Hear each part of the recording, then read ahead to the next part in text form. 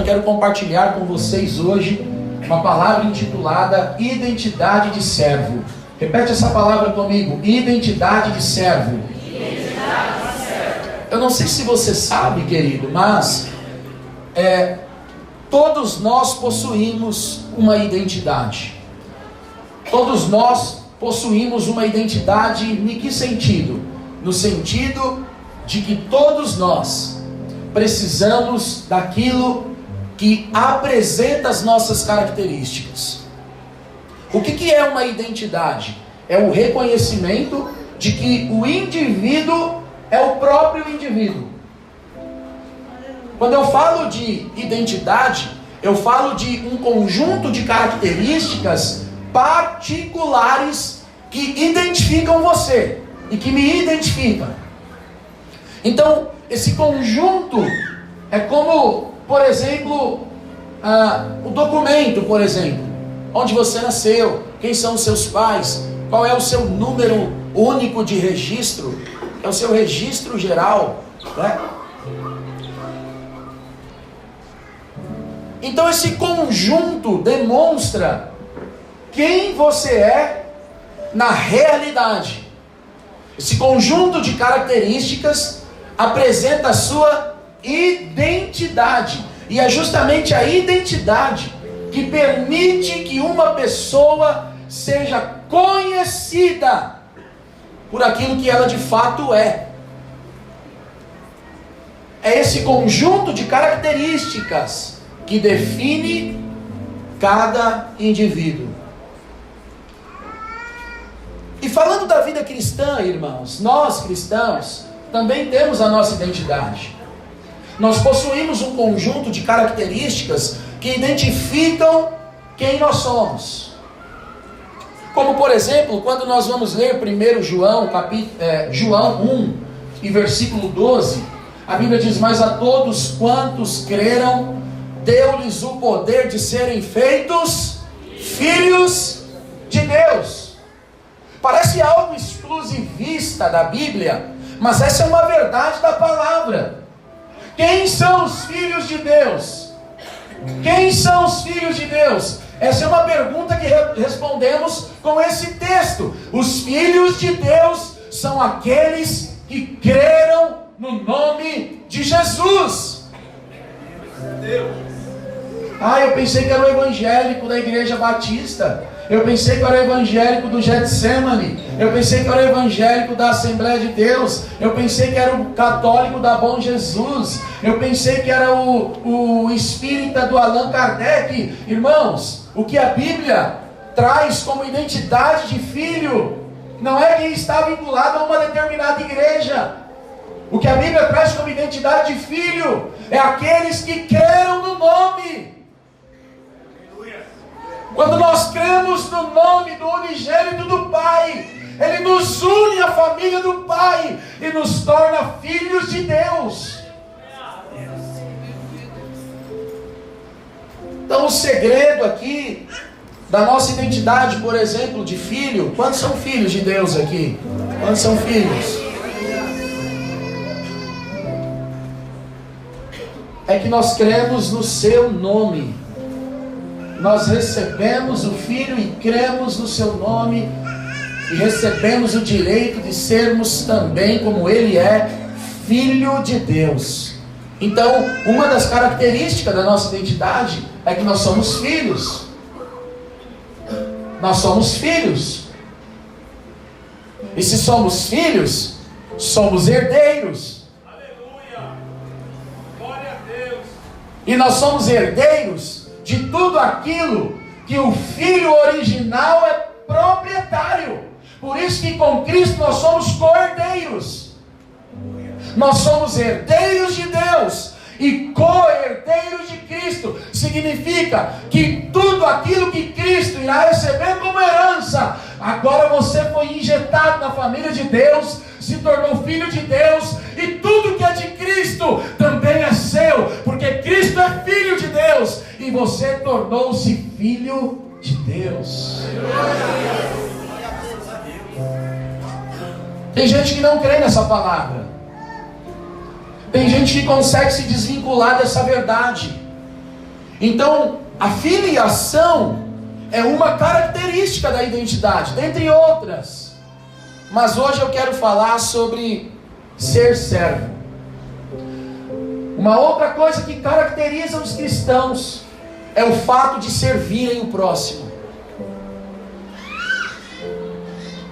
Há uma outra característica desse conjunto que nos distingue, que nos destaca e que de alguma maneira apresenta o Pai para outras pessoas, que é o fato de servir uns aos outros. O texto de 1 Pedro, capítulo 4, versículo 10, que é o texto que projetaria para vocês, diz assim: servir uns aos outros de acordo com o dom que cada um recebeu, como bons dispenseiros da multiforme graça de Deus. Perceba que nós somos portadores do que é de Deus. A variedade da ação da graça de Deus, ela está relacionada com a variedade da individualidade de cada cristão. Porque cada um recebeu uma qualidade de dom. Um sabe cantar, um sabe apertar a mão, abraçar, fazer obra. Outro sabe pregar, um sabe evangelizar. Outro é profeta, tem visão, revelação, tem sonhos proféticos. A Bíblia diz que nós devemos servir uns aos outros com o dom que recebemos e de acordo com o que recebemos, como bons administradores. Essa palavra administrador, presta atenção, é a mesma palavra como dispenseiro. Irmão, o administrador tem em suas mãos a visão e o recurso da área onde deve investir. E qual é o maior recurso que a igreja e os filhos receberam de Deus, senão a graça de Deus? Por isso que somos bons administradores, por isso que somos bons dispenseiros da multiforme graça de Deus, irmãos. Então, ser servo faz parte da nossa identidade. Servir tem que ser algo encarnado em mim, tem que ser algo vivo, tem que ser algo real, tem que ser algo verdadeiro. Eu não posso servir apenas para me mostrar, eu não posso servir apenas para me destacar. É muito oportuno falar disso numa noite de Santa Ceia. Por quê? Porque, irmãos, nós temos inibidores do serviço, como por exemplo o orgulho, a soberba e a justiça própria. Mas nós temos também o medo. Mas o pior de tudo, nós temos a acusação. A acusação é o motivo pelo qual muitas pessoas não se dispõem a servir. Porque no seu interior, o diabo as acusa dizendo que você não pode servir, você não está apto a servir. E aí nós damos legalidade para aquele que influencia a nossa mente e ficamos isolados de canto, retraídos, acreditando que todas as pessoas são capazes, mas nós não somos, por conta da acusação que estamos recebendo do diabo. Não, querido, deixa eu falar uma coisa: você recebeu o dom de Deus para servir a igreja de Deus. Essa é a pedagogia de Deus, usar você para abençoar outra pessoa. E Deus vai usar essa outra pessoa para abençoar outras, e outras pessoas serão abençoadas. Então, faz parte da identidade ser servo. Fala, eu quero servir. Fala, eu quero servir. Porque essa é a minha identidade. De fato, essa é a sua identidade. Agora, uma coisa que nós devemos observar é que não existe vida cristã sem relacionamento. Por que é que nós servimos? Justamente pelo fato de que, se não houver relacionamento, não há serviço. E o nosso relacionamento, ele se dá em duas esferas. Conforme Lucas 2 e 52, a Bíblia diz que o menino Jesus crescia e se fortalecia em graça e em conhecimento diante de Deus. Fala, crescimento vertical. E diante dos homens, fala, crescimento horizontal. Então nós precisamos praticar a vida cristã como de fato ela deve ser praticada, por meio do relacionamento. Por exemplo, quantos aqui foram evangelizados por um anjo? Um anjo veio do céu, bateu asa e diz: meu servo, eis que eu te chamo para uma grande obra. Quantos foram evangelizados por um anjo? Caracas, ninguém, mano. Quantos foram evangelizados por um amigo, por um parente, por um primo? Quantos foram evangelizados por uma pessoa? Meu Deus. Os que não levantou a mão, caiu de paraquedas, assim.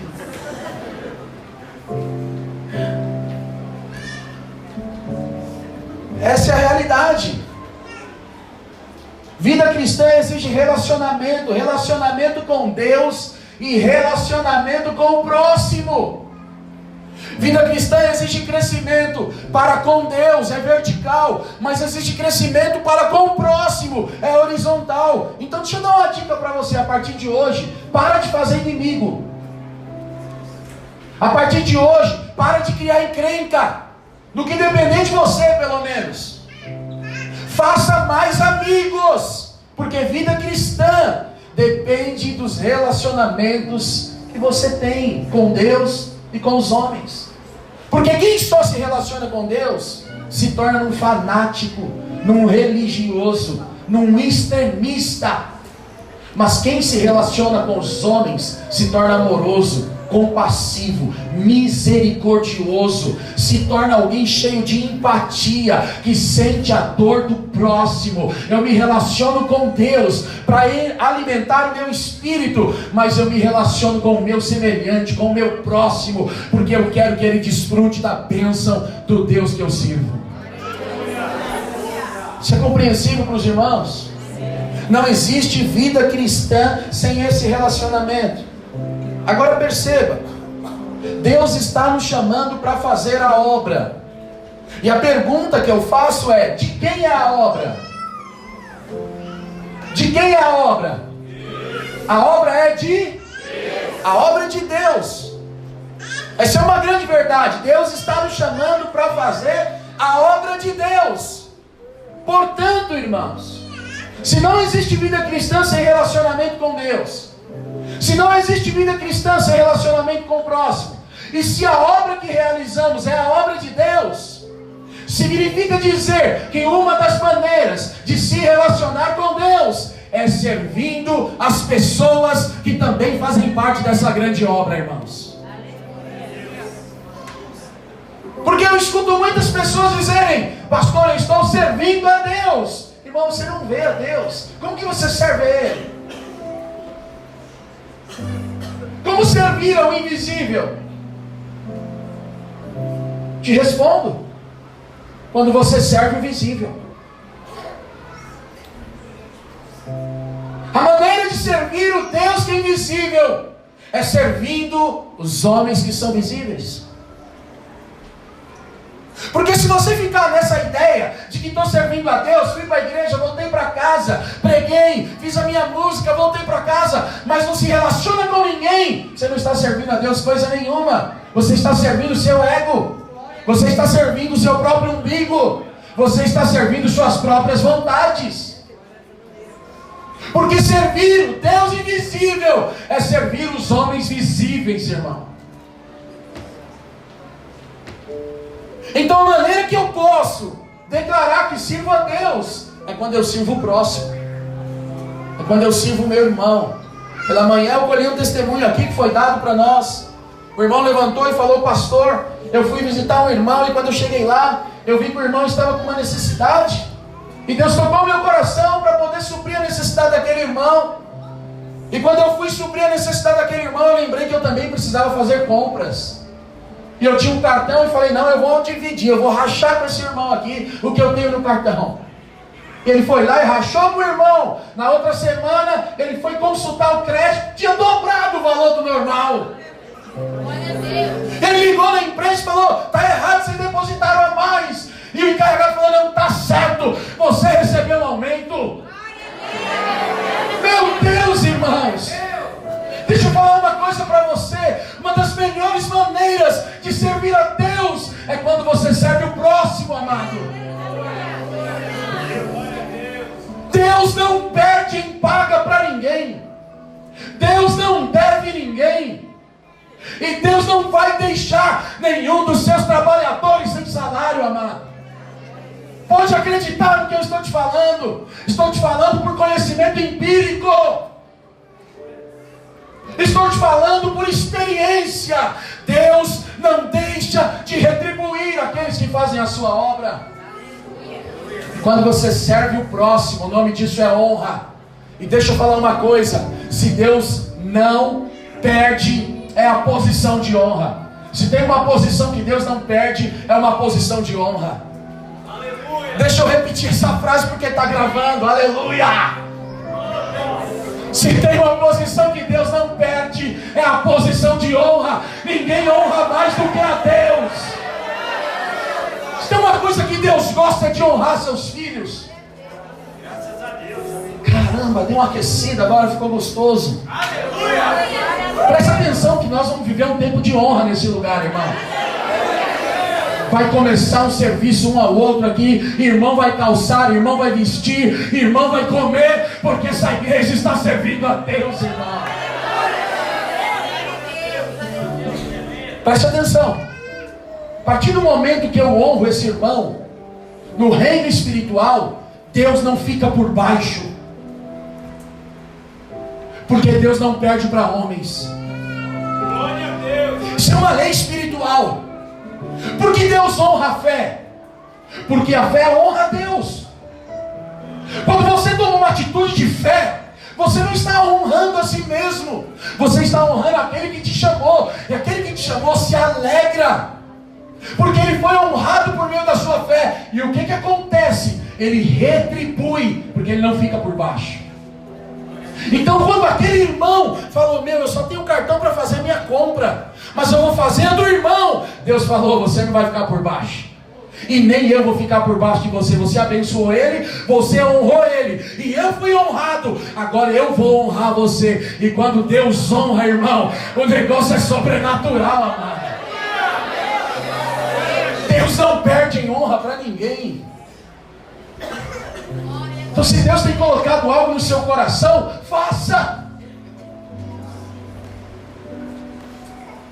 Deixa eu falar uma coisa para você. Essa semana eu fui no shopping.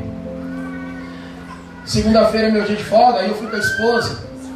E passamos lá. Minha esposa falou assim: vou comprar um tênis aqui pro irmão, dar de presente para ele. Eu falei: mas o aniversário dele já foi uns dias aí. Ele falou: não, mas eu vou comprar. Estou falando isso para ninguém dar crédito para ela, não, só para os irmãos entenderem. Porque eu creio que isso vai acontecer. Você vai no shopping, o Espírito Santo vai falar para você: leva para o irmão, honra o irmão, e o pastor também. Aleluia.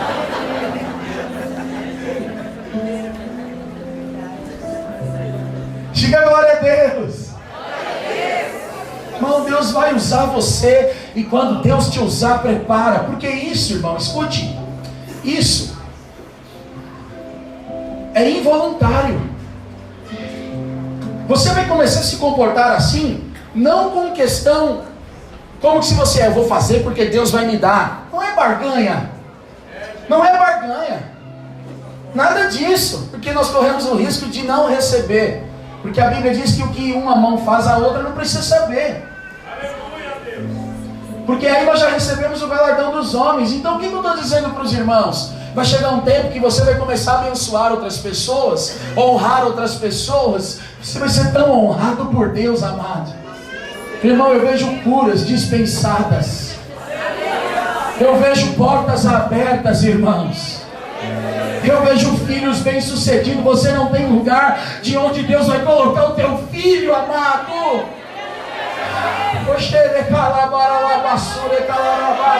Deus vai levantar o teu filho como destaque. Deus vai colocar o teu filho em lugar que você nunca chegou, porque você está servindo a Deus, servindo o próximo, amado. É Meu Deus, eu vejo isso, irmão. Eu vejo honra sobre a sua casa. Eu vejo honra sobre a sua família. Eu vejo honra sobre o seu casamento. Quanto mais você trabalhar para Deus, mais Deus vai trabalhar para você. Meu Deus, eu sinto a presença dele aqui, irmãos. Há uma unção de honra nesse lugar. Há uma unção de honra sobre nós. Prepara, irmãos, os celeiros de Deus estão abertos para poder derramar-se sobre a sua casa. O Senhor vai te honrar. O Senhor vai te honrar. Irmão, eu já estou fugindo aqui do meu... Mas eu estou em paz. Eu creio que o Espírito de Deus está fluindo aqui.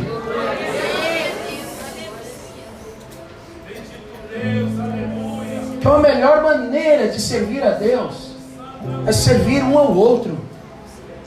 É servir um ao outro.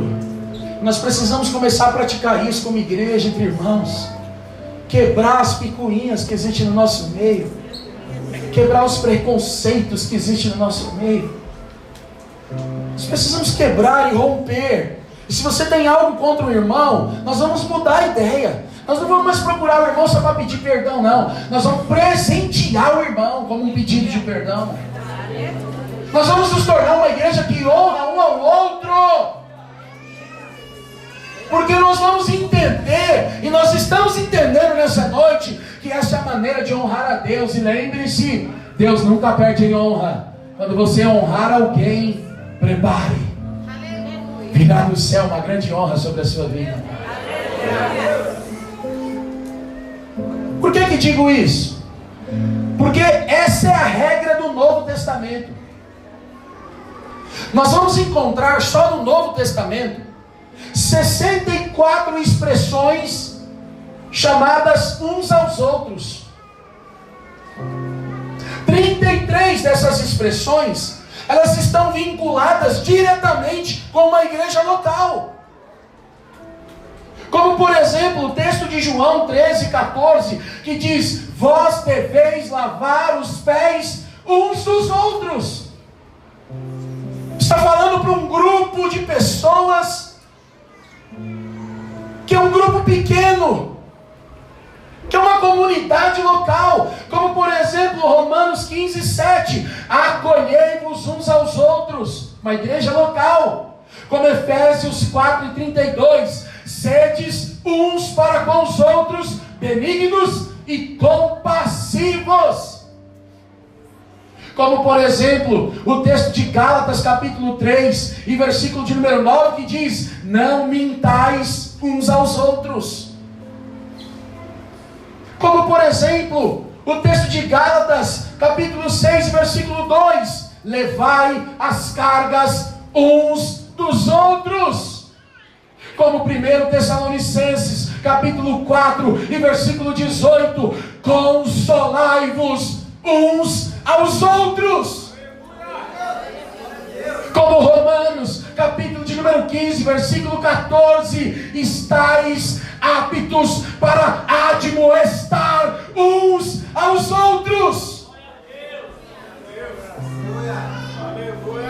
64 expressões, 33 falam diretamente para a igreja de Getsemane. Devemos trabalhar nos uns aos outros, honrar uns aos outros, amar uns aos outros, servir uns aos outros, respeitar uns aos outros, exortar uns aos outros. Meus irmãos, isso é regra do Novo Testamento. Isso não é palavra de pastor, não. Isso é palavra de Deus. E por que devemos nos comportar assim, irmãos? Porque quando nós servimos apenas a nós mesmos, nós não imitamos a Jesus. Nós imitamos o diabo, que queria ser quem ele não era. Quando nós servimos apenas a nós mesmos, nós estamos tomando uma identidade, um conjunto de características. Mas essas características não são as características de Cristo. Quando servimos apenas a nós mesmos, nós adotamos as características de Satanás. Palavra Satanás para adversário. Palavra diabo, do grego diabolos, para acusador. Nós estamos tomando uma posição de acusadores, de opositores dos irmãos, quando servimos só a nós mesmos. Perceba que Isaías 14, versículo 13 e 14, olha o que ele diz a respeito de Satanás. E tu dizias no teu coração, o que ele dizia? Eu subirei ao céu, acima das estrelas. A palavra estrela aqui é anjos, acima dos anjos de Deus, e exaltarei o meu trono. E no monte da congregação, que é o aglomerado, a miríades de anjos celestiais, me assentarei do lado norte, que é a posição superior. Me assentarei do lado norte, subirei sobre as alturas das nuvens. E olha como termina o texto: e serei semelhante ao Altíssimo. Quando você não está disposto a servir, você quer ser quem você não é. Ele era um anjo e queria ser Deus, porque ele não estava disposto a servir. Mas quando nós estamos dispostos a servir, nós imitamos a Jesus, irmãos. Se em Isaías 14, 13 e 14, o diabo quer ser quem ele não é, em Filipenses capítulo de número 2, de 5 a 8, Cristo não quer ser quem ele é. Olha o que Paulo diz: de sorte que haja em vós o mesmo sentimento que houve também em Cristo Jesus. Qual foi o sentimento que houve em Cristo? Escute: que sendo em forma de Deus, diga, ele era Deus. Fala, Jesus como homem, era 100% homem e 100% Deus. Fala, mas ele não usurpou ser igual a Deus.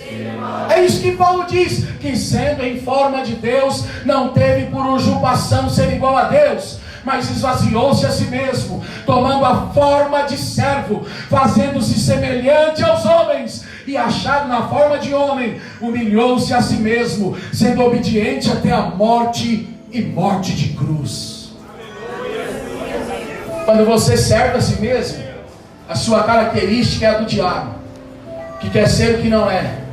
Mas quando você serve o próximo, você imita a Cristo, que é Deus, mas não quer ser Deus, quer ser apenas um servo dos irmãos. Olhe para Jesus, irmãos, que chama os seus discípulos para prepararem um cenáculo, a fim de comerem da ceia.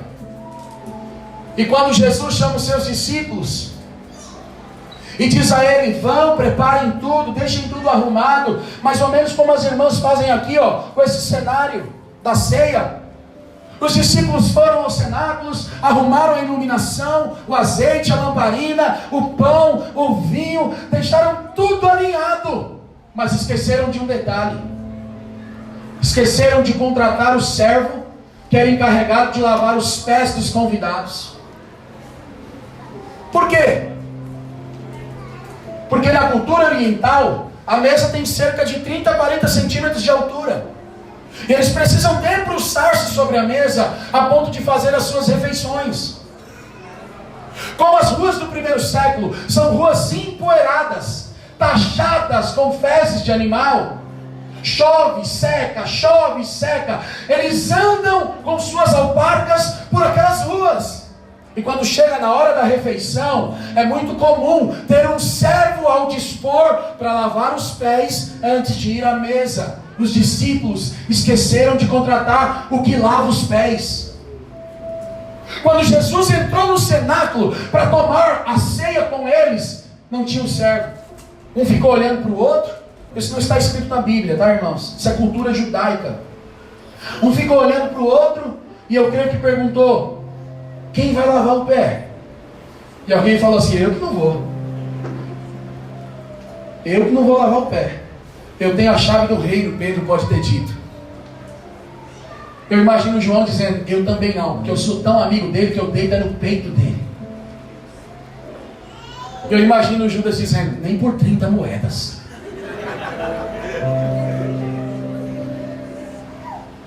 Irmãos, humildemente, como servo, a Bíblia diz que Jesus se despiu das suas roupas de cima.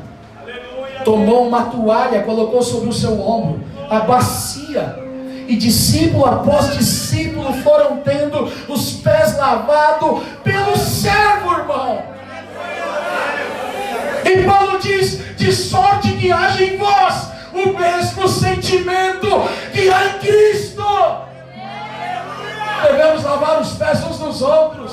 Eu quero concluir para que oramos, dizendo que essa é a maneira de servir a Deus, servindo o próximo. Fala comigo, eu sirvo a Deus quando eu amo o próximo.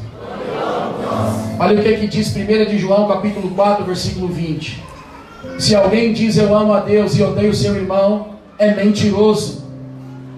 Pois quem não ama seu irmão, ao qual vê ou viu, não pode amar a Deus a quem não viu.